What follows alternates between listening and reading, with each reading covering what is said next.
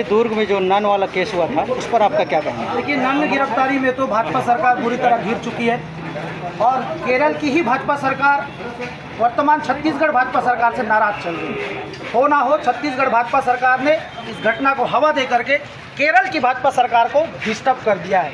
कुल मिला करके छत्तीसगढ़ की सरकार जिन बजरंग दल के लोगों को श्रेय दिया था, इन बजरंग दल के लोगों ने छत्तीसगढ़ की सरकार पर टंगिया मार दिया है, या कुल मिला करके कहूँ तो अपने पैर पे कुल्हाड़ी मार लिए। मैं इसलिए कह रहा हूँ कि इनकी गिरफ्तारी तो ये लोग कर लिए, झूठा आरोप भी लगा लिए, लेकिन आज आप सबके सामने बयान आ रहा है उस लड़की का जो साफ साफ बोल रही है कि मैं आगरा अस्पताल में काम करने जा रही थी।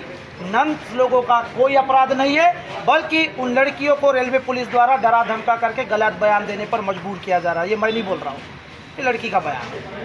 मसीह समाज अगर जैसे प्रशासन उसको रिहा नहीं करती ननों को, तो उसमें और क्या कार्रवाई कर सकते? देखिए, इसमें मसीह समाज का बात नहीं है, इसमें संवैधानिक और मानवता का बात है। प्रशासन का हिम्मत ही नहीं है कि वो ननों को हानि करके दिखा दे। मैं चुनौती दे रहा हूँ विष्णुदेव साय सरकार को, एक बाल भी बाका करके दिखाए ननों को, अगर उनका दम है तो। क्योंकि इनके जो आका है ना मोदी जी, तो अच्छे से बेल्ट लगाएंगे, क्योंकि केरल में इनका राजपाट चल रहा है इन्हीं ननों के दम से।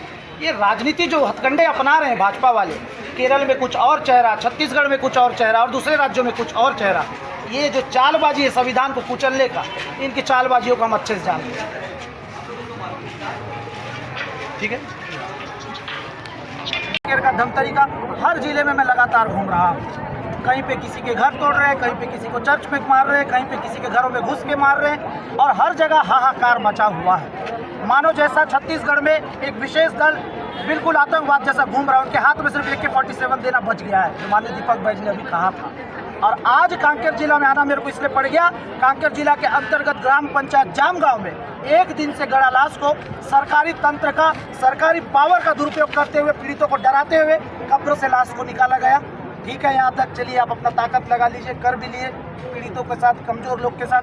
इसके बाद सरकारी तंत्र द्वारा, उनके अधिकारियों के द्वारा उन पास्टर को, उन पीड़ित परिवारों को धमकाया गया, डराया गया कि आपका घर अतिक्रमण है, तोड़ देंगे, लाश को ले जाओ, आप ऐसा करिए। और वहाँ पर इस घटना के दौरान पे भीड़ ने उनके घरों को तोड़ दिया, उनके चर्च को तोड़ दिया। कितने मेहनत से लोग घर बनाते हैं, सामान जोड़ते हैं। मेरा कहना ये है कि कांकेर जिला का इंटेलिजेंस क्या कर रहा था, इतना बड़ा भीड़ जमा हो गया, और अगर इंटेलिजेंस इनको रिपोर्ट दे दिया था तो उसके संबंधित थाना प्रभारी क्या कर रहे थे। इतना बड़ा मूवमेंट हो जाता है और कांकेर जिला प्रशासन के संबंधित अधिकारी मौन है, और घटना घटने के बाद जब इनसे भीड़ नहीं संभलता है तो जबरदस्ती पीड़ितों को दबाव बना करके माहौल को न्यूट्रल करने का प्रयास किया जा रहा है। मेरा इस आंदोलन में हमने जिला प्रशासन से मांग किया है, ऐसे संबंधित अधिकारी जो अपने पदों को ताकत से इस्तेमाल नहीं कर सकते, उनको कुर्सी से हटा देना चाहिए। देखिए, बार बार ये बात उठती है कि धर्मांतरण का जो मामला है बस्तर संभाग में, गांव में जो है 5वीं अनुसूची का जो है नोटिस बोर्ड लगाया जा रहा है, जिसमें पास्टर और पादरी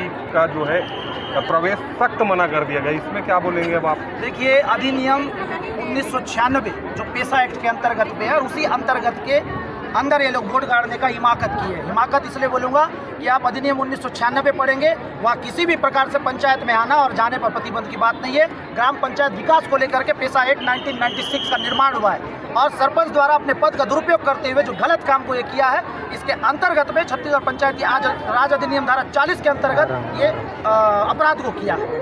इस पर मैं अभी एडिशनल सर से बात किया हूँ, उन्होंने मेरा सवाल का उत्तर तक नहीं दिया। अगर मैं गलत होता, अगर मेरे आर्टिकल गलत होते, तो वो IAS IPS आदमी खड़ा है, हमको तुरंत जवाब दे देता। तो ये वोट गाड़ना गैर संवैधानिक है।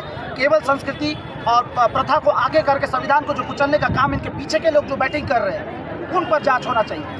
देखिए, संविधान में ग्राम सभा को सबसे ऊपर रखा गया है, ये ग्राम सभा का प्रस्ताव पारित। संविधान सबसे ऊपर है सर, संविधान ने ही ग्राम सभा को अधिकार दिया है, संविधान ने ही लोकसभा को अधिकार दिया है, संविधान ने ही पेशा एक्ट को निर्माण किया है। कुल मिलाकर संविधान बाप है।